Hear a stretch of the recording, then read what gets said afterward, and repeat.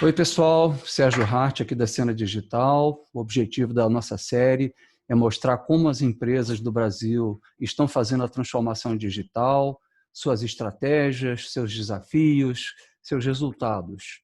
A entrevista hoje é com o Rodrigo Aguiar, responsável pela TI na América Latina da Merck. E, Rodrigo, prazer em ter você aqui conosco. Prazer é meu, Sérgio. Muito obrigado aí pelo convite. Bom, o Rodrigo, para quem não conhece, ele é formado em tecnologia da informação, pós-graduado em engenharia de telecomunicação, possui MBA em administração de empresas e passou por empresas do setor, né, como a AstraZeneca, por 16 anos, pela Braskem, e ele está na Merck desde 2015. A Merck, ela é líder em ciência e tecnologia e foi fundada há mais de 350 anos em Darmstadt, na Alemanha. Eles estão no Brasil há mais de 95 anos, com escopo de atuação em healthcare, ou seja, oncologia, neurologia, imunologia, fertilidade, medicina geral, endocrinologia, life sciences e performance materials. O faturamento da Merck em 2019 foi de 16 bilhões de euros em 66 países. E no Brasil, tiveram um aumento de 7,6% em vendas no ano passado. São mais de 1.200 colaboradores aqui no Brasil, distribuídos na unidade Fabril do Rio de Janeiro e nos escritórios que eles têm em São Paulo, Barueri e Cotia. Então, nós estamos falando aqui com um verdadeiro gigante farmacêutico, né? E, Rodrigo, mais uma vez aí bem-vindo. E eu gostaria de começar o nosso bate-papo te perguntando quais são os principais drivers, né, que levam um conglomerado como a Merck a querer se transformar digitalmente. Não, legal. Uma vez mais, Sérgio, obrigado pelo convite e pela oportunidade, né? Como você mesmo falou, né? A Merck tem 350 anos e ao longo dessa história toda aí, dá para imaginar quantas vezes, né, a empresa teve que se reinventar, se redescobrir para estar alinhado, né, com o seu momento, com as oportunidades que surgem aí, né, a cada período. Passou por guerras mundiais, por restaurações e continua firme e forte, né? A farmoquímica mais antiga do mundo, né? A Merck. A transformação digital, né? Primeiro falando um pouco do que eu vejo, né, Sérgio, ela é uma grande jornada, né? Não é algo que acontece da noite para o dia. E a Merck ela vem, né, acompanhando essa movimentação de transformação aí nos últimos anos. Eu diria para vocês que essa jornada não começou ontem, né, ela já tem alguns anos e a gente vem se adaptando. E eu acho que como principal driver, eu separo muito essa discussão, né, de transformação digital em dois formatos, né? A transformação que a gente faz dentro de casa, né, dentro da companhia, para poder melhorar os processos internos, para melhorar a colaboração e a comunicação dos colaboradores, né? Otimização de recursos. Então, esse é o processo que a gente faz dentro de casa para melhorar a vida dos nossos colaboradores, né? Eu acho que esse é um principal driver dessa mudança. Então, também ao longo dos últimos anos, a gente vem tomando aí uma série de ações para melhorar a forma de trabalho, né, dos nossos colaboradores, para que eles possam se tornar muito mais ágeis, que eles tenham informações disponíveis sempre que necessário, que possam tomar decisões rápidas também com essas informações que estão disponíveis, né? Então, esse é de dentro de casa e o mundo digital também para fora de casa, né? O quão mais a gente pode fazer para atingir os nossos clientes, né? Aumentar o nosso acesso, disponibilizar mais informações também para os nossos médicos, para os nossos pacientes, né? Poder conscientizar também os nossos pacientes com relação às enfermidades e por aí vai. Então, eu acho que tem esses dois grandes aspectos para mim dentro dessa transformação e jornada digital, né? O que a gente pode fazer dentro de casa para melhorar os nossos processos internos e o que a gente pode fazer de dentro para fora também para melhorar o nosso acesso, né, à classe médica, também o nosso acesso ao paciente para poder cada vez mais compartilhar mais informação e melhorar, obviamente, o tratamento de todos. Com certeza. Bom, o que você está falando, para mim, me lembra, né, as principais estratégias que você tem de transformação digital, né? A primeira delas é o chamado foco no cliente, que é o que você está chamando do mercado, né? Onde você Isso, procura... no caso, você tem vários tipos de cliente, né? Desde o médico até o paciente final, né? E outros parceiros também que poderiam ser considerados como clientes, e é onde você procura, então, desenvolver estratégias e implementar ferramentas digitais, né? Plataformas que não só melhorem a experiência desse cliente, mas também captem dados deles, de forma tal que você possa oferecer produtos e serviços cada vez mais adequados, mais solicitados, né? Prever demanda também. E a outra macroestratégia é chamada excelência operacional, que é justamente como que você pode fazer para que a sua cadeia de suprimentos inteira, a começar pelo teu próprio funcionário, né, possa ser mais eficiente, né, para que o remédio saia mais rápido, seja entregue mais rápido, né, exato. enfim, da forma mais rápida possível, mais econômica Fica e com a possível, maior qualidade exatamente. possível, né? Perfeito. Exato. Então, dados esses drivers, né, que vocês têm, e pelo que você está falando, deve ser uma preocupação constante, né, e deve ser, inclusive, uma estratégia de sucesso, porque senão vocês não teriam 350 anos, né? Tem muita empresa que com menos de 50 desaparece, né, daquele mapa das empresas mais antigas. Então, isso realmente é fenomenal. Acho que eu nunca vi uma empresa tão antiga quanto a de vocês. Não sei se a Sangoban também é tão antiga assim, mas vocês são bastante, né, antigos. E como é que vocês se estruturaram, então, para isso?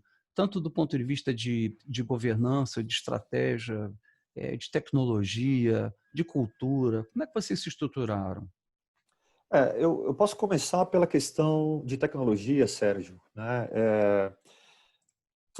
Faz parte, né, de um processo que nós tomamos aí ao longo dos últimos anos, né? E a gente começou investindo pelo básico, né, da cadeia, então começar a investir por infraestrutura, né? A gente sempre comenta, de nada adianta você querer discutir novas estratégias digitais se seu básico, né, da operação não está funcionando. Então a gente começou a ter um investimento primeiro em tecnologia para garantir que os nossos colaboradores internos pudessem, né, usufruir aí dos melhores serviços possíveis. A gente passou numa segunda etapa também para melhoria, né, de parte de equipamentos, na parte de ferramentas de colaboração.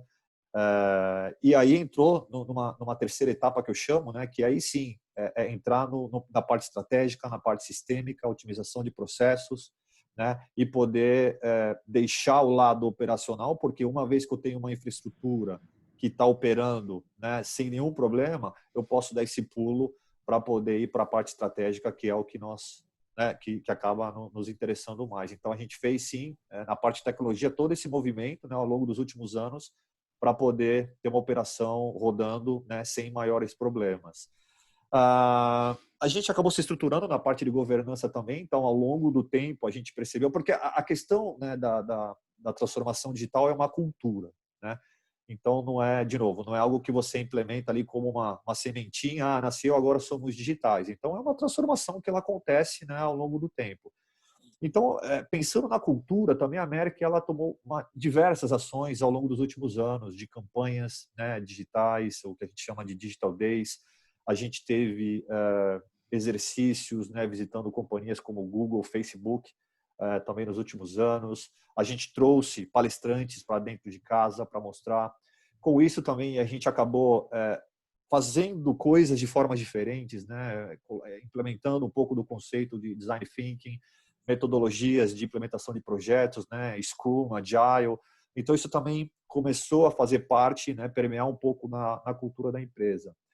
Mas a América ela também é muito segmentada, né? Mesmo no mundo farmacêutico, né, a gente tem unidades, como você mencionou no início, né, unidade ali de General Medicine, cuida da parte cardiovascular, diabetes, a gente tem uma linha de endocrinologia, a gente tem uma outra linha oncológica, e todas essas estruturas, de certa forma, elas trabalham de formas independentes, né? Então, a gente, ao longo desse percurso, a gente entendeu que também deveria ter algo para juntar todas essas ideias, né? E criou um comitê, né? O que a gente chama de comitê de inovação, comitê de estratégia digital. Então, da mesma forma que a gente trabalhou na cultura dos nossos colaboradores, na questão da transformação digital, também a gente acaba agora integrando tudo isso dentro de um comitê né, para poder analisar quais são as oportunidades que existem no mercado, quais são as oportunidades que existem dentro da Merck, e aí, em conjunto, tomar as melhores decisões, né? O mercado farmacêutico é um mercado muito regulamentado, né? Então, tem normas de Anvisa, normas de compliance. Então, a gente tem algumas barreiras, né, que precisam ficar muito claras quando a gente também vai tomar algumas decisões. E dentro desse comitê, a gente acaba envolvendo todas as áreas que são necessárias, né? Começa com a área de TI, tem uma área dentro das áreas de negócios que é uma área de digital, focada em digital, a área de jurídica, né, de legal, a área regulatória, a área de compliance. Então, em conjunto, né, a gente acaba, dentro desse grupo, né, que a gente se reúne aí regularmente, acaba agora entendendo quais são as oportunidades e direcionando as demandas. Entendi. Vocês continuam tendo uma restrição de acesso direto às informações do consumidor final, não é? Isso, isso. A gente não Isso pode, é um né, desafio, né? é um grande desafio, né? A gente não pode ter dados, por exemplo, de pacientes e fazer campanhas em cima desses dados de pacientes, né? Para que você saiba também, a gente tem hoje uma unidade que é um programa de suporte ao paciente, onde a Merck ela provê serviços, né, a pacientes que utilizam medicamentos da Merck. Então, são, exemplo, alguns medicamentos que são injetáveis, né? Então, tem um processo que uma enfermeira se desloca até a residência dessa pessoa, né, auxilia, né, na utilização do medicamento, né, faz o tracking, né, se a pessoa está utilizando o medicamento nos períodos corretos, faz um acompanhamento psicológico, adicionar serviço e tudo mais. Então, esse serviço, a gente tem toda uma base, né, de dados dos pacientes, mas a área comercial, por exemplo, não pode ter acesso a essa base de dados, que são assuntos completamente diferentes, né? E quando a gente fala dos aspectos comerciais, não há absolutamente nenhum dado de paciente, o que torna, né, a questão um pouco mais complexa também, né, de como se trabalhar em cima de novas oportunidades. Então, existem sim, né, a classe médica, né, quando você tem um portfólio de produtos, que ele é um portfólio completamente prescritivo, né, você depende do médico prescrevê-lo, né? Então, existe um trabalho muito forte da indústria farmacêutica em cima desses médicos, né, para poder mostrar a eficácia do produto, o quão bom ele é, né? E acho que é aí que está o grande ponto, né, da discussão, como poder melhor transmitir essas informações para os médicos, né, e fazer com que esses médicos entendam e aí possam, obviamente, prescrever os nossos produtos, né? Mas a regulamentação ela é muito criteriosa nesse sentido, né? Então, tem sim limitações e restrições com relação aos acessos a dados, os dados que nós temos disponíveis e os que nós temos, aí sim tomar as decisões para fazer parte da estratégia, né, da companhia. Entendi. Bom, então a gente acabou falando aí de como vocês fizeram a governança, como vocês fizeram a parte de tecnologia, metodologias. Ô, Sérgio, deixa eu E só comentar que você está um pouco desfocado, tá? Acho que tá, veio um é pouquinho. verdade, mas eu só tô prosseguindo aqui, vou até tirar minha Tá, câmera, talvez para não atrapalhar muito enquanto eu tento resolver isso, mas eu tá gostaria bom. de continuar o nosso papo, porque eu acho que o importante é certamente o conteúdo, né? E o Legal. que eu queria te perguntar era com relação a resultados, né? Que resultados vocês conseguiram obter até o momento? Não, legal. Os resultados, eu acho que ele faz parte, de novo, dessa jornada, né? Então, assim, eu acho que não há um único resultado que a gente possa falar, não, a gente fez, né, toda essa transformação e conseguiu exatamente esse ou esse. Eu acho que faz parte de um processo, né, como todo os objetivos. Voltando para a parte interna, né, a gente tem alguns cenários que processos foram otimizados, então processos que levavam-se talvez, né, dias para serem executados, eles acabam sendo realizados aí em minutos, né, através de soluções que foram implementadas, né, questões, por exemplo, de implementação de assinatura eletrônica para contratos, ferramentas de colaboração que encurtou distâncias também, né, entre o time interno e o time externo. Eu acho que também isso também traz, né, redução de burocracia interna. Então, eu acho que na questão interna da América a gente acaba tendo isso como mais tangível, né, na questão de resultados. Melhoria de processos, né, menos burocracia e eu acho que mais agilidade, né, em tomada de decisão também soluções de BI, enfim, uma série de outras plataformas que foram implementadas. E quando a gente fala do cenário externo, né, a gente acaba também tendo a possibilidade de alcançar muito mais pessoas, né, do que antes alcançávamos. Então, existe uma possibilidade de atingir hoje, né, através dos canais digitais, muito mais médicos do que eram atingidos antes, né? A gente consegue também, através de ferramentas, né? Antes, você imagina que os eventos médicos eram eventos, na sua grande maioria, presenciais, né? Então, você tinha um público ali específico, participava de um evento presencial.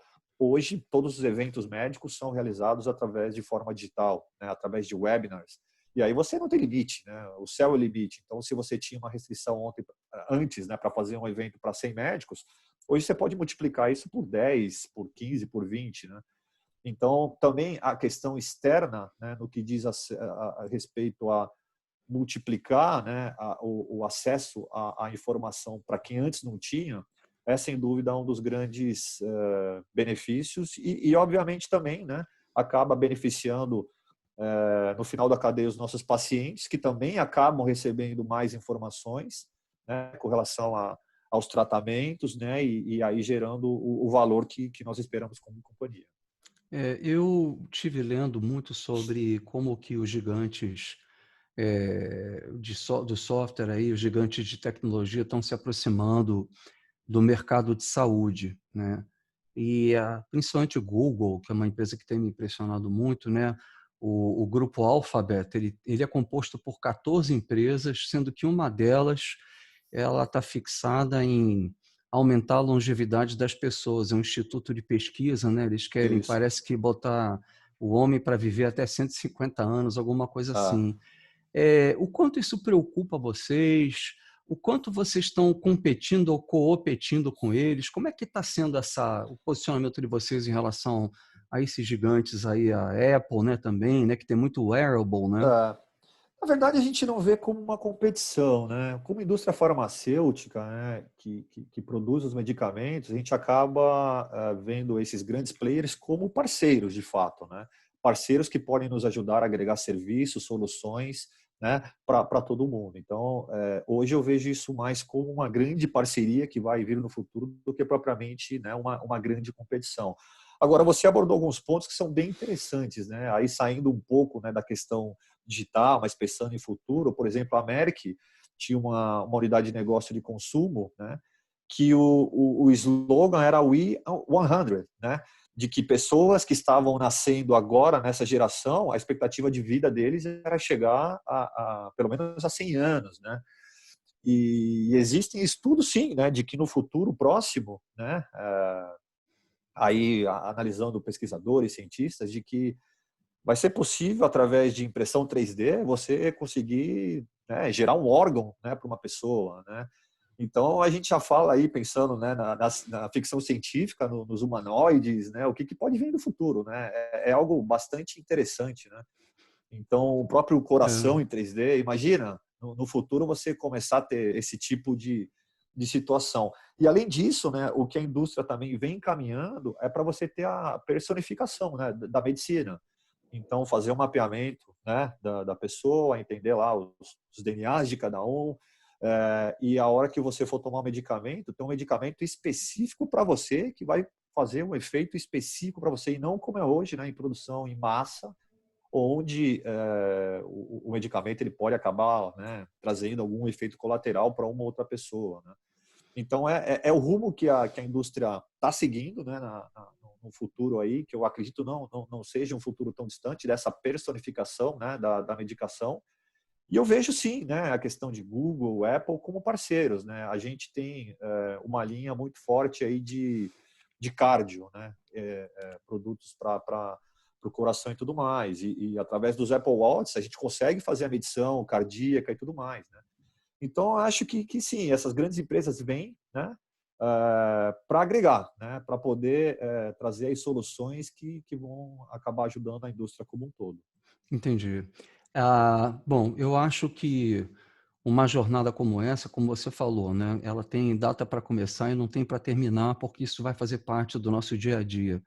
Provavelmente o nome transformação digital vai desaparecer, porque ele vai fazer parte da vida, né? Então, viver é se transformar, né? Não querendo Exato. filosofar muito, mas essa Estamos nos palavra transformando a todo momento, né, Sérgio? essa palavra vai cair em desuso, mas hoje em dia a gente está usando, quer dizer, eu uso mais esse conceito de transformação digital para poder explicitar que seria uma forma da empresa se reestruturar para ela enfrentar a nova economia, para ela se reposicionar junto de uma economia que está mudando seus paradigmas, né? Onde você tem personalização, onde você tem desintermediação, onde você tem poder total ao cliente agora, né? Que ele é que escolhe qual é o remédio que ele vai comprar, se é genérico ou não, né? Exato.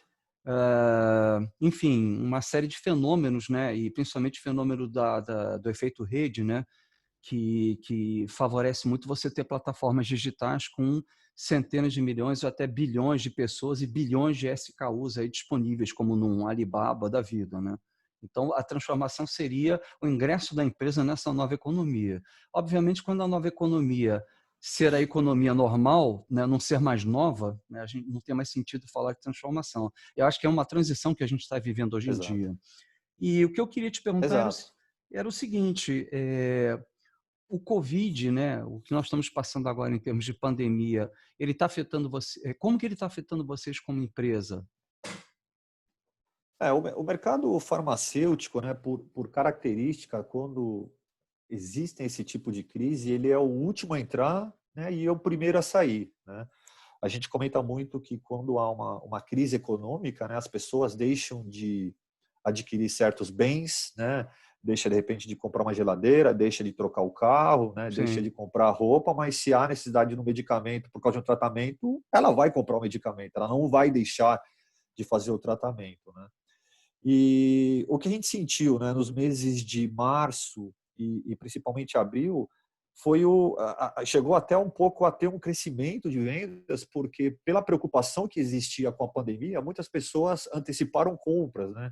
Então, o tratamento mensal, as pessoas, peraí, então não vou comprar só para esse mês, vou comprar para os próximos 2 meses, né? é, Então, isso acabou não impactando, né, na parte de vendas de medicamentos nesse primeiro momento. Mas no final a gente entende que sim, vai acabar impactando de certa forma, porque a economia, né, ela está sendo muito impactada, né? A gente vê informações aí da previsão do PIB, né, a retração do PIB que a gente vai ter esse ano é algo, né, que não, acho que não existe aí nos últimos 30, 40 anos, enfim, é uma retração muito, muito forte. E, mas ela é um aspecto bastante curioso também, né, Sérgio? Assim, o impacto não tem sido tão grande para o setor farmacêutico, mas o Covid, né, pensando um pouco nessa questão digital, pelo menos para nós, né, trouxe uma série de oportunidades. Né? Como eu falei, o mercado ele é um mercado muito regulamentado e também é um mercado muito conservador. Né? A indústria farmacêutica ela é muito conservadora. E ela até então segue, né, o modelo tradicional, né, em praticamente todas as empresas, de visitação face-to-face, né, o contato, a relação com o médico, isso sempre foi muito importante. E no passado, não no passado, na verdade, esses canais digitais eles já existem, já tem um certo tempo, né? Mas ele sempre foi algo opcional, né? Algo agregado a esse formato que já existia do modelo tradicional. E a partir do momento que o modelo tradicional ele deixa de existir, né? Opa, eu não posso mais visitar, né? Acabou. Aí eu tenho que entrar com os novos canais. Então, ele trouxe muita oportunidade nesse sentido, de que antes era uma opção, ele acabou se tornando uma obrigação nesse período. Então, acho que acabou quebrando alguns paradigmas, né, dentro do segmento do setor farmacêutico, de que sim, arriscar em novos canais é importante e que sim, que eles funcionam. esse contato físico, você acaba vendo que ele não é tão essencial assim, que você pode fazer uma visitação virtual, né? E passar tudo isso para o médico, né? E outra coisa também que me chama a atenção é o paradoxo, né, que o teu segmento de indústria representa, porque vocês são essencialmente uma empresa de pesquisas e de invenções, É isso. mas o processo e o prazo para você inventar uma coisa, sei lá, de 3 anos, 10 anos, 20 anos, né? Em contraposição à velocidade que a gente tem das inovações hoje em dia, né? Então é interessante porque vocês inovam há 300 anos, né? Exato. Mas você não cria remédio né? Você vê uma vacina de Covid dessas aí que precisa, no mínimo, de 18 meses, né? Não é uma coisa que você faz um Não, startup e já sai um produto amanhã, né? não, Então, não. é um paradoxo bastante interessante esse da tua indústria, né? Exato. Eu acho que você pode avançar em certos setores, como o da visitação médica, ou seja, processos, mas não na essência, né? E a outra Não. coisa que eu vejo também é que vocês estão tendo oportunidades e certamente alguns produtos que podem ser considerados mais como supérfluos, talvez não estejam sendo tão consumidos. Não sei se a Merck também tem esses produtos mais de dermocosmética, né? Mas provavelmente, por exemplo, creme solar, né, não deve estar sendo tão consumidos, né? Tá. A gente tem uma linha de fertilidade, né? Do portfólio da América é uma linha de fertilidade. E aí, se você perguntar, talvez, qual é, né, o grande impacto do Covid, sem dúvida é a linha de fertilidade, né? Fertilidade é um tratamento ali que ele não é emergencial, né? Vai muito do desejo de, ok, agora eu quero ter um filho, eu quero fazer um tratamento, mas numa situação de pandemia, isso pode ser postergado, né? Então, não é Ou algo talvez as que... pessoas estejam fazendo isso de forma mais natural, porque estão com mais tempo, né? Também, exatamente. Tá Também, estão certo. tentando na forma, né, aproveitando Natural. aí a quarentena, né, sem É, dúvida. É. oportunidade da quarentena. Mas o que você E comentou, de fato, é a realidade, né, Sérgio? A questão também do desenvolvimento, são investidos bilhões, né, e bilhões, né, de dólares na questão de pesquisa e desenvolvimento de novas moléculas, né, e até isso se transformar num produto de fato, o processo é longo. Ele vem diminuindo, obviamente, ano a ano. Antes, você comentou, levava-se 10 anos, hoje, né, talvez 3 anos para poder, depender do medicamento, da molécula, né? Mas todas as etapas também de aprovações, elas levam um determinado tempo, né? Então, as fases de teste, né, as etapas, né? E eu acho que isso está ficando muito claro também para todo mundo agora por causa do Covid, né? Ah, a fase 1 de teste, a fase 2, né? Quantas mil pessoas tem que estar numa fase, quantas outras mil pessoas tem que estar numa terceira fase. Você tem que ter uma aprovação, garantir que não tem efeito colateral, né? Aprovação do governo, depois aprovação de preço e tudo mais. Então, assim, é uma série de discussões que acontecem, né? Que torna também o processo um pouco moroso. Então, não é tão simples, porque a gente está tratando de vidas humanas, né? Então, imagina aí o quão criterioso tem que ser um processo para você poder criar um medicamento. Né? E algo curioso também que existe, né? Também aí lendo, né? Isso não falando só de Merck, mas do cenário, é que já existem desenvolvimentos de drogas para enfermidades que ainda não existem, para você ter uma ideia de quão avançado é isso. Então, existe análise e pesquisa, fala, olha, a gente está aqui no ano de 2020, potencialmente 2030, 2040, o mundo vai estar nesse cenário, vai estar essa situação e pode ser que existem essas enfermidades. Então, já começa a ter pesquisa e desenvolvimento em cima de doenças que elas não existem, né? É uma coisa maluca. Mas eu acho que hoje você tem tecnologias, né, principalmente de machine learning, né, de inteligência artificial, que são capazes de devorar dados estruturados e não estruturados e começar a perceber tendências de novas pandemias, né? E Exato. certamente a empresa que começar a desenvolver a sua vacina mais rápido, ela vai ter uma vantagem competitiva tremenda nisso, né? Haja visto o tempo que você tem para desenvolver um remédio desse. E Exato. outra coisa que me chama a atenção nesse mercado, por exemplo, é que o Google, mais uma vez, né, ele já teve a aprovação da FDA, ou seja, da Agência Reguladora Americana de Saúde, para aplicar determinados exames o diagnóstico está sendo dado automaticamente por inteligência artificial e não precisa mais do laudo técnico de um especialista. Então, existe um exame em que se verifica a íris do olho da pessoa e já se sai com o diagnóstico dessa pessoa sobre diabetes. A FDA americana já aprovou isso, né? Então, eu acredito que vai haver bastante desenvolvimento de tecnologias que podem também diagnosticar e, por que não, curar também de forma quase que tecnológica e com um pouco de intervenção humana, né? A gente tem um futuro Exato. bastante interessante aí pela frente, né? Sem dúvida, eu acho que vem avançando muito, né, nessa questão também diagnóstico à distância, né? A própria questão da telemedicina é algo que agora está ganhando um pouco mais de corpo também, né? No cenário médico, e eu assisti uma palestra esses dias, né, de que já está sendo desenvolvido alguns equipamentos de que, na verdade, o médico talvez não precise mais tocar na pessoa, né?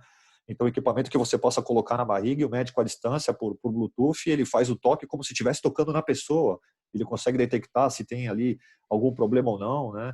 A questão como a gente falou, né, do Apple Watch, que acaba pegando os batimentos cardíacos e por aí vai, né? Então, no futuro muito próximo mesmo, né, a telemedicina ela já está aí, né? Já é uma realidade, mas acho que também é uma área que vai avançar muito, né? De Com certeza, diagnóstico à distância e tudo mais. com certeza. Bom, e do ponto de vista dos desafios, o que que vocês têm enfrentado que você considera mais significativo?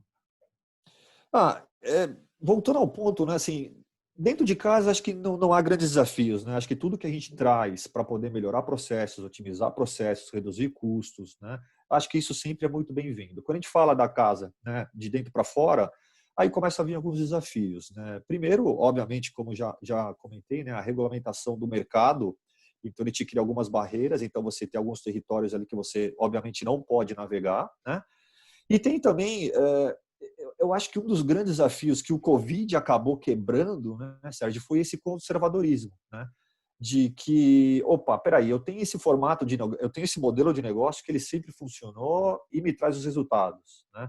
Então, peraí, será que vale a pena eu investir, né, em outros canais e deixar, talvez, de ter o mesmo resultado que eu tinha no modelo anterior, né? E muitas vezes, quando você acaba tendo um budget restrito, você tem que arriscar, né? Então, peraí, será que vale a pena eu arriscar? Então, eu acho que o grande desafio que existia era esse, de fato, conservadorismo. É de, não, peraí, está funcionando, né? Esse modelo funciona, sempre funcionou, mas ok, vamos investir aqui, um canal ali, mas não era algo, talvez, tão obrigatório, digamos, né? Como se torna hoje, né? Era algo muito opcional no passado aí. E eu acho, voltando, não sendo repetitivo, mas essa história do Covid fez com que muitas dessas ações É, acelerassem, né? Então, é, eu acho que sim, esse era um grande desafio. E também os riscos, né, que vem por detrás, né? A companhia tem que estar muito disposta a poder assumir os riscos, né? Porque quando você implementa novas soluções, obviamente você está pensando nas oportunidades que essas soluções vão te trazer. Mas associado também a essas oportunidades, vocês têm os riscos por detrás, né? Então, entendi. também poder ter um ambiente, um cenário onde os riscos, né, são aceitáveis e toleráveis também é muito importante. E do ponto de vista das principais lições que vocês aprenderam, o que que você poderia compartilhar com a gente aí dessa jornada? Eu diria, Sérgio, assim, como eu havia mencionado, né, a jornada ela vem acontecendo, né? Então, eu acho que você foi, né, muito certeiro quando falou da palavra transformação, né? De fato, não é uma transformação, ela vem acontecendo ao longo dos tempos, ela não vem do dia para a noite. Então, eu diria que estar atento às oportunidades, né, é sempre muito importante. Poder entender, né, as necessidades dos nossos clientes externos, dos nossos clientes internos, e também o que a gente busca muito é analisar o mercado, né? Então, o mercado onde a gente atua, o mercado farmacêutico, o que a tecnologia também tá nos trazendo, qual é a evolução dessa tecnologia, e poder associar, né, entre a necessidade que há do mercado, né, dos nossos clientes, dos nossos pacientes, e a trazer, né, essas soluções digitais para gerar o valor que nós esperamos, né? De novo, a jornada ela não é a mudança, né, ela não é da noite para o dia, ela é uma cultura, né, ela tem que ser implementada pouco a pouco dentro da organização, e acho que aí as coisas começam a acontecer de forma mais natural, né? Ela não tem que ser né, um prato de comida ali que você fala, ó, come aí, agora você tem um mindset digital, não. Você tem que fazer com que as pessoas entendam, né, que o processo digital é um caminho, né? Na verdade, não tem volta, a gente está partindo para esse mundo cada vez mais, né, de digitalização e tudo mais. Então, acho que pouco a pouco as pessoas entenderem essa parte cultural, né, da necessidade dessa mudança, antenado às necessidades dos nossos clientes internos e externos, com o que vem trazendo também o avanço da tecnologia, acho que você junta tudo e você continua nessa jornada. Então, é isso um pouco que a gente vem tentando fazer. Cada vez mais implantar essa sementinha, né, da cultura digital dentro da organização, né, estar antenado com as novidades tecnológicas que o mundo vem nos trazendo a cada momento, associado às necessidades dos nossos pacientes e dos nossos clientes. Entendi. Eu acho que eu fico pensando, né, numa empresa com o tamanho que vocês têm, né, como que deve ser desafiador você colocar essa semente e manter essa semente germinando, né? Porque são, sei lá, milhares, centenas de milhares de pessoas, não sei, 60 e tantos países, né? Então, você, além de você ter que fazer isso com todo mundo, você ainda tem que alinhar todo mundo com Ah, relação a para onde se vai, né? Então, é um exatamente. desafio grande, É não? um desafio grande. E a América, ela tem, né, aí eu digo não só o Brasil, mas mundialmente também feito campanhas muito interessantes, né? Um dos nossos slogans como companhia é seja curioso, né? Então, o profissional, para estar na Merck, uma das principais características que ele tem que ter é ser curioso, entender como as coisas funcionam, né? Ser curioso para poder trazer novas soluções, ser curioso para entender, opa, o que mais eu posso fazer para ajudar os nossos clientes, né? Então, acho que a curiosidade, ela também faz parte, né, um pouco do DNA da Merck. E acho que isso é um dos fatores, né, que vem garantindo, né, essa transformação da companhia há mais de 350 anos, sem dúvida nenhuma. É verdade. Rodrigo, antes da gente encerrar aqui a entrevista, mais alguma coisa que você gostaria de acrescentar, que a gente não tenha falado? Eu acho que não, Sérgio. Eu agradeço, né, uma vez mais aí a oportunidade, né? Sempre bom poder estar trocando um pouco de experiência, falando um pouco do nosso cenário, né? E eu acho que não, acho que de certa forma a gente acabou cobrindo, né, de forma bem geral aí os aspectos da nossa caminhada, né, digital. E é isso, eu te agradeço uma vez mais e no que precisar, aí estamos à disposição. Tá ótimo. Eu espero que daqui a um ano a gente possa sentar de novo aí e saber de mais novidades aí de avanço, né? Não só da tecnologia, mas também da Merck, né? Nessa jornada aí tão interessante que vocês estão tendo e que a gente olhe para trás e veja essa época de Covid aí como uma época de grande aprendizado para a gente, né? Sem dúvida. Então, E será, está sendo, né? é Acho que para verdade. todos nós tem quebrado muitos paradigmas, né? Tem mudado muita coisa É, e eu acho que esse novo normal virá um pouquinho diferente do velho normal. do velho normal, é Ah, verdade. Rodrigo, super obrigado aí por compartilhar com a gente essas informações. Para você que está assistindo, se você gostou, assine o canal. E eu vou deixar aqui nos comentários uma série de links interessantes aí para vocês, como, por exemplo, o e-book Transformação Digital do Conceito à Ação. Vou deixar também um link para o webinar chamado Introdução à Transformação Digital, aonde você vai poder entender melhor, né, as conversas que eu estou tendo, como, por exemplo, com o Rodrigo, para que você possa se posicionar cada vez melhor em relação à transformação digital na sua empresa ou na sua própria transformação digital como profissional contemporâneo. Então, eu queria mais uma vez agradecer muitíssimo aí ao Rodrigo. Foi um papo muito bacana, eu acho que deu para aprender muita coisa com vocês, principalmente de uma empresa que tem essa reputação toda, né? Muito bacana. E legal. espero contar contigo e também com quem está nos assistindo aí os nossos próximos vídeos, né? Então, mais uma vez, super obrigado aí para todo mundo. Valeu. Tchau, Abraço. tchau.